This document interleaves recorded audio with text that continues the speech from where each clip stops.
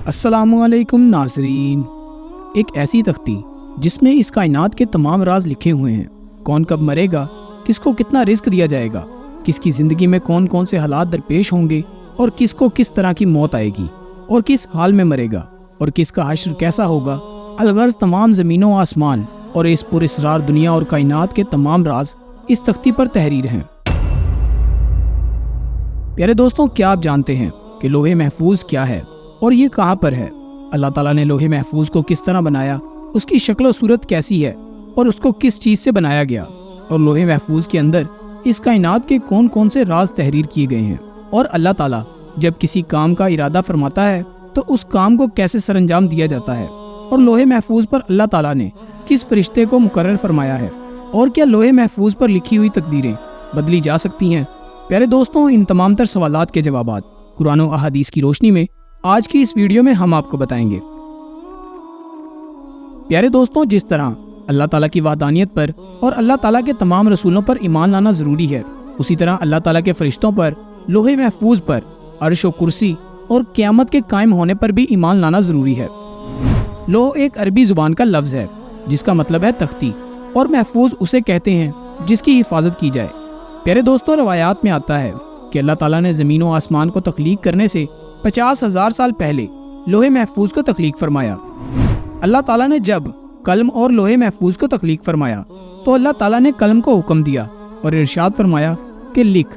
تو قلم نے اللہ تعالیٰ کی بارگاہ میں عرض کی، یا رب العالمین کیا لکھوں؟ تو اللہ تعالیٰ نے ارشاد فرمایا کہ اس کائنات کی ابتدا سے لے کر انتہا تک تمام تر معاملات کو لکھ دے۔ تو قلم نے اللہ تعالیٰ کے حکم کے مطابق لوح محفوظ پر تمام تر معاملات کو لکھ دیا۔ پیارے دوستوں، لوح محفوظ وہ تختی ہے جس پر تمام انسانوں کی تقدیریں لکھی ہوئی ہیں۔ اس کائنات کی تخلیق سے لے کر اس کائنات کے فنا ہونے تک ہر چیز اس میں لکھی ہوئی ہے۔ لہٰذا آج تک جو کچھ بھی اس کائنات میں ہوا ہے اور قیامت تک جو کچھ بھی ہوگا وہ تمام کا تمام اس لوح محفوظ پر لکھا ہوا ہے، اور لوح محفوظ تمام مخلوق سے بالا تر ہے۔ کوئی بھی شیطان یا انسان اس تک نہیں پہنچ سکتا۔ جیسا کہ بخاری شریف کی حدیث ہے، حضور پاک صلی اللہ علیہ وآلہ وسلم نے ارشاد فرمایا کہ اللہ تعالیٰ نے لوح محفوظ میں ہر چیز لکھ دی اور آسمان و زمین کو پیدا کیا۔ اور قرآن پاک میں بھی بہت سارے مقامات میں لوح محفوظ کا ذکر ملتا ہے، جیسا کہ اللہ تعالیٰ قرآن مجید کی سورہ بروج میں ارشاد فرماتا ہے، بلکہ یہ قرآن ہے جو لوح محفوظ میں لکھا ہوا ہے۔ قرآن مجید کی اس آیت کریمہ سے پتہ چلا کہ قرآن مجید بھی لوح محفوظ کی تختی پر لکھا ہوا ہے، اور ہمارے پاس جو قرآن پاک موجود ہے یہ وہی قرآن پاک ہے جو لوح محفوظ میں تحریر کیا ہوا ہے۔ اور ایک دوسرے مقام پر اللہ تعالیٰ قرآن مجید میں ارشاد فرماتا ہے، اور ہم نے ہر چیز لوح محفوظ میں شمار کر رکھی ہے، یعنی اللہ تعالیٰ نے ہر چیز کو اس جہان میں واقع ہونے سے پہلے ہی لکھ دیا تھا۔ پیارے دوستوں، لوح محفوظ کو اللہ تعالیٰ نے سفید موتیوں سے بنایا ہے، اور اس کے صفحات سرخ یاقوت کے ہیں، اور اس کی تحریریں نور سے لکھی ہوئی ہیں۔ جیسا کہ حضرت ابن عباس رضی اللہ تعالیٰ عنہ سے روایت ہے کہ نبی پاک صلی اللہ علیہ وآلہ وسلم نے ارشاد فرمایا کہ اللہ تعالیٰ نے لوح محفوظ کو سفید موتیوں سے پیدا کیا ہے، اور اس کے صفحات سرخ یاقوت کے ہیں، اور اس کا قلم نور کا ہے، اور اس کی لکھائی بھی نور کی ہے۔ اور اللہ تعالیٰ ہر روز لوح محفوظ کی طرف 360 مرتبہ نظر فرماتا ہے۔ چنانچہ اللہ تعالیٰ کسی کو پیدا کرتا ہے، کسی کو رزق دیتا ہے، اور کسی کو زندگی دیتا ہے، اور کسی کو موت دیتا ہے، اور کسی کو عزت سے نوازتا ہے، اور کسی کو ذلت میں ڈال دیتا ہے، اور اللہ تعالیٰ جو چاہتا ہے وہ کرتا ہے۔ پیارے دوستوں، روایات میں آتا ہے لوح محفوظ کی لمبائی زمین و آسمان کے برابر ہے، اور اس کی چوڑائی مشرق اور مغرب کے برابر ہے۔ لوح محفوظ عرش کی دائیں جانب ہے اور عرش کے ساتھ لٹکی ہوئی ہے، اور اس کی اصل ایک فرشتے کی گود میں ہے۔ حضرت ابن عباس رضی اللہ تعالیٰ عنہ بیان فرماتے ہیں کہ لوح محفوظ کے سینے پر بطور ٹائٹل یہ الفاظ لکھے ہوئے ہیں کہ اللہ تعالیٰ کے علاوہ کوئی عبادت کے لائق نہیں، اس کا دین اسلام ہے، اور حضرت محمد صلی اللہ علیہ وآلہ وسلم اس کے بندے اور رسول ہیں۔ لہٰذا جو بھی اللہ تعالیٰ پر ایمان لائے گا اور اس کے وعدوں کو سچا جانے گا اور اس کے رسولوں کی اکتفا کرے گا تو اللہ تعالیٰ اس کو جنت میں داخل کر دے گا۔ پیارے دوستوں، لوح محفوظ پر اللہ تعالیٰ نے اپنے مقرب فرشتے حضرت اسرافیل علیہ السلام کو مقرر فرمایا ہے، جیسا کہ حضرت ابو سنان رضی اللہ تعالیٰ عنہ بیان فرماتے ہیں کہ اللہ تعالیٰ کے سب سے زیادہ قریب لوح محفوظ ہے جو عرش کے ساتھ لٹکی ہوئی ہے۔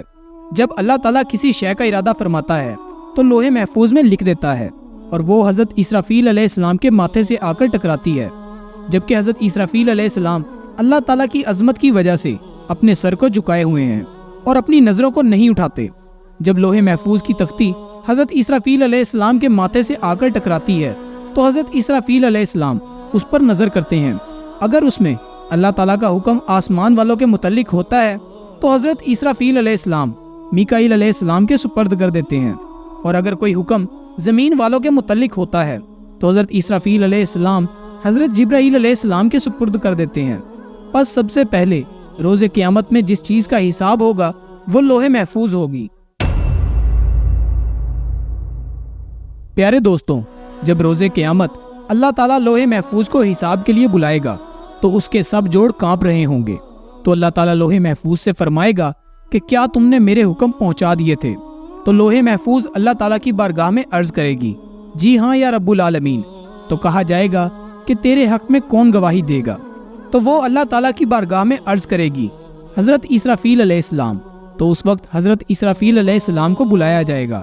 اس وقت حضرت اسرافیل علیہ السلام کے بھی جوڑ کانپ رہے ہوں گے۔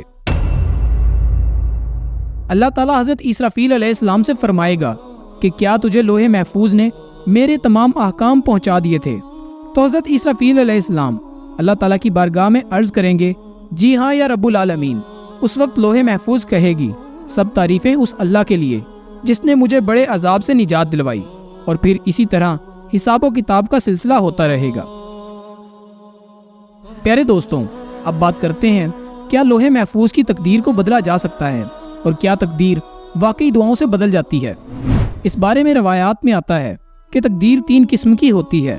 پہلی تقدیر وہ ہوتی ہے جو عام انسانوں کی دعاؤں کی وجہ سے اللہ تعالیٰ بدل دیتا ہے، اور دوسری تقدیر وہ ہوتی ہے جو اللہ تعالیٰ اپنے خاص بندوں یا انبیاء کرام کی دعاؤں کی وجہ سے بدل دیتا ہے۔ ان 2 قسموں کے اندر تو تقدیر کو بدلا جا سکتا ہے، لیکن تقدیر کی تیسری قسم وہ تقدیر ہے جو لوح محفوظ پر تحریر ہے۔ اس تقدیر کو نہیں بدلا جا سکتا، حتیٰ کہ لوح محفوظ پر لکھی ہوئی تقدیر کو بدلنے کے لیے کوئی نبی بھی دعا کرنا چاہے تو اللہ تعالیٰ اسے روک دیتا ہے۔ پیارے دوستوں، اس سے معلوم ہوا کہ لوح محفوظ پر جو کچھ بھی لکھا ہوا ہے اس میں کسی قسم کی بھی تبدیلی نہیں ہو سکتی، اور لوح محفوظ پر لکھی ہوئی تقدیر کو کسی طرح بھی بدلا نہیں جا سکتا۔ اللہ تعالیٰ سے دعا ہے کہ اللہ تعالیٰ ہمیں اپنی فرما برداری کے اندر زندگی گزارنے کی توفیق عطا فرمائے۔